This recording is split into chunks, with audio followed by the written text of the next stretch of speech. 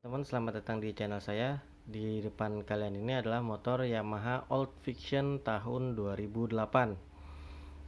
Tahun 2008 ya, yang lampunya itu dia masih pakai lampu yang bulat. Sebelum lampu yang segitiga tuh. Masih keluaran awal-awal waktu itu ya, Yamaha Fictionnya ini. Terus di sini saya sudah melakukan beberapa modifikasi, dan sesuai judulnya tadi, modifikasi ini adalah modifikasi low budget ya. Jadi harganya terbilang murah dibandingkan kalian harus ke custom motor ini di bengkel-bengkel custom. Karena pasti bakal jauh banget perbedaan harganya. Jadi kita bakal review satu-satu aja apa yang sudah saya rubah atau perubahan apa yang udah saya lakukan di motor ini dan kisaran harganya itu berapa. Jadi dari depan dulu ya, dari depan ini speedometer ini gak fungsi ya sebenarnya ya. Ini udah karat juga karena ini sementara, dan motor ini pun masih dalam proses ya. Motor ini belum benar-benar selesai. Kemungkinan nanti bakal saya bikinin lagi videonya kalau memang udah rampung. Jadi kalau masih ada yang bingung, bang kok jelek atau kok ada yang kurang gini bang, kurang gitu, karena memang ini belum 100% selesai. Ini lagi masih proses ya. Jadi ini nggak berfungsi sih sebenarnya, cuma lampunya nyala, kalau malam nyala masih nyala kayak biasa ya. Jadi kalau kita naik itu nggak terlalu kosong aja gitu pandangan, tetap ada speedometerannya ya. Nah terus depan ini lampu, saya make ini modelnya Daymaker ya sebenarnya, lampunya model Daymaker, cuma ini nggak beda, lampu dalam sama batok kepalanya ini beda karena saya punya lampu Daymaker, terus kacanya pecah, jadi saya masukin ke sini. Artinya ini barang bongkar pasang ya, masukkan ke sini. Cuma untungnya sih untungnya ngepas. Dan kalaupun kalian mau beli supaya look klasiknya dapat dulu, itu kalian bisa beli yang murah aja dulu, yang pakai lampunya masih pakai bohlam misalnya, jadi lebih murah, cuma looknya tetap dapat klasiknya. Terus lampu sen 2 ini sepasang nggak nyampe 50.000, nah terus ini pun kita udah pakai dudukan yang modelnya kayak gini ya, yang nyatu sama di shock breakernya ini pun gua lupa sih kalau ini harganya, cuma masih cukup terjangkau lah harganya. Terus untuk dudukan plat kita pakai yang kayak gini ya. Untuk ini nih masih dudukan plat standar sih, nyambung ke sini ya, karena sebenarnya ini kan kalau aslinya nyambung ke atas, terus ini juga sekalian jadi dudukan speedometer. Nah cuma ini udah saya potong biar jadi dudukan platnya aja lagi yang tersisa. Karena saya pribadi kurang suka ya kalau misalnya plat kita taruh di bawah sini. Menurut saya lebih enak di sini aja, lebih aman dan orang pun ngelihatnya lebih enak. Terus spakbor depan ini saya beli satu set sama yang belakang, yang waktu itu masih yang model polosan ya, yang polosan yang belum dicat, cuma plat doang yang udah dibentuk. Itu harganya di bawah 100.000 depan belakang. Udah depan belakang itu harganya di bawah 100.000 ya. Terus untuk kaki-kaki ini masih pakai yang standar. Speedometer sini nggak dipasang ya, buat yang speedometernya masih dilepas, belum dipasang juga karena masih proses. Untuk ban bagian depan ini, nah velgnya ya, pertama dulu velgnya dulu nih, mungkin agak bingung teman-teman ya kenapa. Ini kan bisa sama-sama dilihat nih, velgnya warna merah sama hitam. Kok gini bang? Karena dulunya motor ini adalah saya modifikasi, konsepnya itu supermoto, makanya dia make velg yang warnanya kayak gini, kombinasi lah merah sama putih. Nah jadi belum sempat di repaint juga, kemungkinan nanti bakal di repaint full black aja ya. Sama juga sih, bannya masih seset sama ban yang dulunya juga. Terus untuk ukuran ban depan ini adalah 120/70 ring 17. Jadi gede banget bannya karena ukuran 120/70 ya. Terus kalau belakang ini lebih gede lagi, lebih lebar lagi, karena belakang ini ukuran 160 ya, ukuran 160/60 ring 17 nih, gede banget bannya. Dan ini pun nanti mungkin bakal dirubah lagi sih, dibikin agak kecil juga lagi bannya supaya lebih bisa dapat akselerasinya lah, karena ini asli berat banget. Performa mesinnya turun. Lanjut ke spion maka yang model bulat ya supaya klasiknya lebih dapat, cuma ini yang sebelah kirinya pecah. sebelah kirinya ini pecah dan belum sempat diganti ya. Nanti kemungkinan bakal diganti juga sih, cuma karena masih proses, jadi kita tunggu dulu aja. Tangki masih standar, nggak diganti karena Vixen kan udah injeksi dan takutnya ada bermasalah di full pump ketika diganti. Dan motor ini kan saya pakai terus nih, saya pakai harian juga, takutnya bermasalah lah, takutnya nantinya di jalan malah kenapa-napa kan ribet. Ini sayapnya masih standar, kemungkinan nanti bakal kita ganti, kemungkinan entah kita bentuk plat seperti segi 4 atau gimana gitu ya, yang looknya mirip sama Yamaha XRS yang baru. Cuma ini nanti kayaknya bakal dirubah sih, karena bikin look klasiknya lepas juga sih kalau pakai ini, kurang dapet. Ini masih pakai yang standar, tutupan ini kemungkinan nanti juga bakal diganti. Nah, ngomongin samping ini ya, ini bisa diganti sebenarnya. Kalau misalnya pakai plat kemungkinan kan agak susah atau kayak gimana, bisa diakalin. Caranya adalah kita bisa pakai pipa PVC itu ya, pipa yang biasa dipakai buat di WC, yang biasa disambungin ke saluran pembuangan itu, yang gede itu. Tebalnya kan bisa disesuaikan tuh, mau yang tebal berapa beli aja. Itu bisa dipotong, dipanasin, terus dibikin rata, dibikin lurus, baru kita bentuk ke sini. Itu bisa sebenarnya. Saya udah pernah bikinin punya teman, cuma untuk saya pribadi saya belum sempat bikin itu, jadi sementara kayak gini dulu. Kalau kalian pengen, mungkin nanti bakal saya bikinin reviewnya atau tutorialnya gimana cara bikin pipa itu tadi buat cover samping ini tadi. Nah, terus lanjut ke bagian joknya ini saya pesan online waktu itu. Harganya kisaran di angka 300 ribuan kisarannya ya untuk jok ini. Jadi ini pun saya beli online, dan setelah beli jok baru saya sesuaikan sama rangka supaya bisa lebih gampang lah.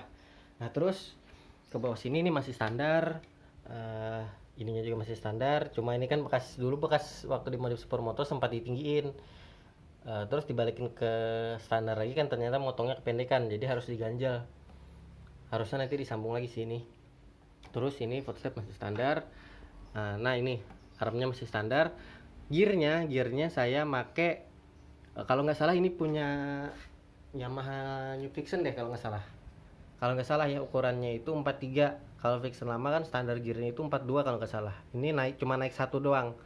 Harusnya sih dibikin lebih gede lagi supaya tarikannya lebih gampang untuk ban segede ini. Bagian belakang masih tetap standar aja sih, shock breaker juga masih standar. Nah, terus di sini, nah ini joknya ini sementara saya pakai ini, karena ini masih sementara ya. Yang penting udah bisa saya pakai dulu buat kemana-mana, buat keluar kota pun ini udah bisa lah dipakai.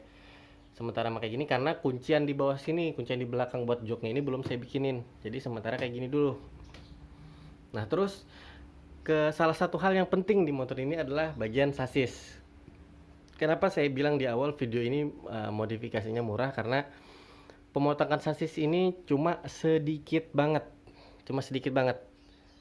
Kalau biasanya kita bawa ke bengkel custom, mungkin mereka bakal bikin pemotongannya itu sekitaran entah dari sini sini ke belakang ya, atau sini ke belakang, atau bahkan sampai dari sini ke belakang. Cuma punya saya ini cuma saya sini. Ini ada bekas lasananya masih belum rapi banget karena belum selesai juga, karena saya keperluan aja harus dipakai. Ini dulunya ini nih kita potong nih, misalnya dari kita potong segini nih kita potong segini, sini kita potong, baru ininya rangkanya ini kita turunin, kita press, kita tekan ke bawah. Cuma dengan catatan ini sentralnya tetap harus terjaga dan nggak boleh miring, jadi nggak ngaruh ke pengendaraan kita waktu di jalan. Tetap enak lah intinya buat dipakai, nggak oleng-oleng, karena rata dan stabil tuh sasisnya. Jadi cuma dipotong sini aja, potong sini, turunin jadi rata. Karena kalau nggak dipotong aslinya Vixen itu kan rangkanya itu nungging banget asli. Jadi dengan dipotong sedikit aja kayak gini, ini udah rata. Kalau kalian mau balikin ke standar, ini bisa dibuka lasannya dirusak aja, naikin sedikit, baru kita kasih rangka kayak semacam pipa ulang lagi buat nutupin sambungan yang pernah pernah diputus dulu supaya bisa kembali rata lagi. Terus lanjut ke bagian belakang. Nah, ini bagian sininya juga kita potong nih karena aslinya ini panjangnya sampai ke sini. Panjang sampai ke sini platnya ini. Platnya apa namanya? Rangkanya ini. Kita potong ke sini, kita potong sampai sini. Terus ini besi ini kita pakai punyanya, kalau kalian tahu Yamaha Mio ya, kalau nggak salah Yamaha Mio Sporty yang dulu itu kan bagian pegangan belakangnya, bagian guard belakang itu kan bentuknya kayak pipa, apa ya, pipa polos sih gitu loh, pipa polos yang warna chrome gitu. Nah, itu yang kita ambil, kita taruh ke sini. Cuma kalau misalnya agak kurang rapi nih, agak ada bekas-bekasnya juga. Ini yang dulu ya, sebelum dipasang, nanti mungkin bakal didempul, dirapiin lagi biar lebih bagus lagi kelihatannya. Itu jadi nomor rangka di bawah sini ya. Ini nomor rangka di bawah sini pas, masih aman banget, nggak kepotong sama sekali. Lampu sen tetap sama persis kayak yang di depan, harganya pun kurang lebih juga. Ini lampu belakang model yang kecil gini, harganya juga terjangkau. Nah, terus ini bagian belakangnya, bannya kayak yang saya bilang tadi ya, cukup gede banget. Bukan cukup gede lagi, gede banget emang ban belakangnya. Dan nanti bakal dirubah lagi, kemungkinan disesuaikan lah ya. Terus kemungkinan nanti bakal dirubah juga, bakal dikecilin sedikit lah supaya lebih enak tarikannya. Nah, terus ini tromol belakang masih standar, remnya masih juga pakai tromol, knalpotnya knalpot knopon ya. Ini mungkin nanti bakal dirubah juga, soalnya udah knalpot lama, ini udah lama banget gak dipakai, jadi karatan juga sih, cukup banyak karatan. Cuma ya itu tadi, karena memang pakaian sementara dan perlu dipakai, jadi sebisa mungkin dimanfaatkan yang ada dulu. Nah, terus untuk bagian nih arm ini rencananya memang mau saya ganti, karena dulu motor ini pernah ngalamin musibah ya. Jadi biring belakang ini sempat pecah, atau orang bilang kelahar lah biasanya. Itu sempat pecah di bagian gearnya, dan kalau kalian perhatiin ini bengkok ininya nih. Nih posisi ininya nih agak naik, karena dulu ini gearnya ini nih nyangkut ke sini, gak bisa muter sama sekali bannya. Makanya armnya ini sebenarnya udah nggak center lagi, udah nggak lurus lagi. Kemungkinan nanti bakal diganti juga. Makanya dengan ban gede ini, mau nggak mau arm ini sebenarnya harus saya potong atau saya kikis sedikit di bagian sini supaya bannya muat dipasang. Cuma kalau motor kalian normal-normal aja, armnya masih bagus, jangan dipotong kayak gini, karena ini nanti bakal saya ganti juga. Makanya saya potong aja udah, supaya ban ini bisa masuk dan sesuai dan aman juga buat dipakai, gak nyangkut gitu.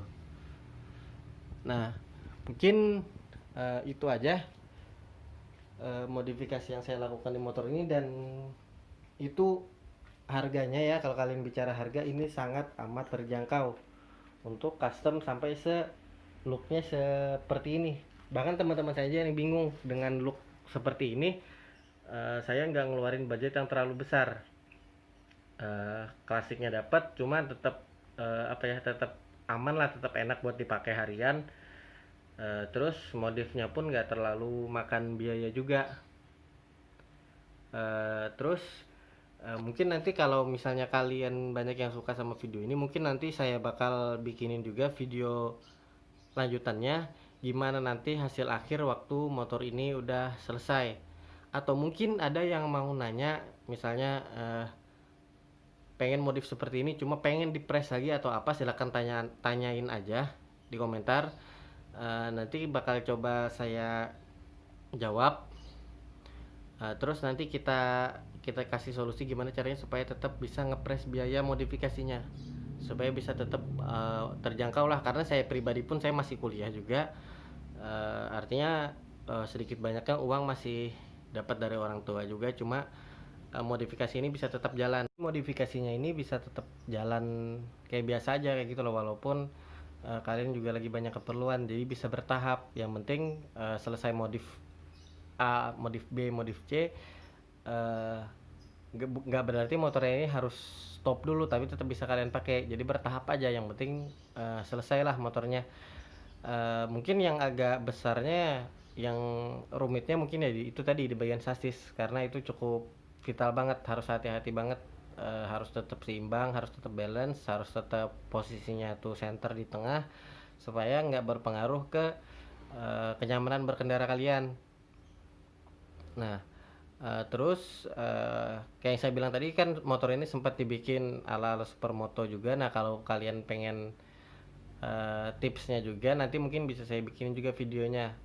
Cuma saya nggak ada sih foto waktu motor ini saya modif supermoto dulu, cuma ada foto sebelum dipasangin velg dan ban lebar ini waktu masih cungkring banget supermotonya. Cuma kalau kalian pengen mungkin nanti bisa ngomong aja di komentar, kita kasih tips deh gimana caranya supaya bikin modifikasi yang simple, terus murah, low budget, dan terus ada kebanggaan tersendiri karena itu hasil karya kita sendiri, hasil dari tangan kita sendiri. Terus mungkin itu aja dulu untuk video kali ini. Kalau kalian suka jangan lupa untuk di like dan di komen, dan jangan lupa juga subscribe karena ini video pertama saya. Mudah-mudahan nanti bakal bisa bikin video-video lain lagi, dan gak cuma membahas soal otomotif, soal motor, mungkin juga kita bahas hal-hal lainnya lagi. Oke, mungkin itu aja. Sekali lagi terima kasih sudah menonton video ini. Mudah-mudahan bisa menjadi referensi buat kalian yang pengen modifikasi motornya dengan tampilan kurang lebih seperti ini dan biaya yang murah. Oke, terima kasih.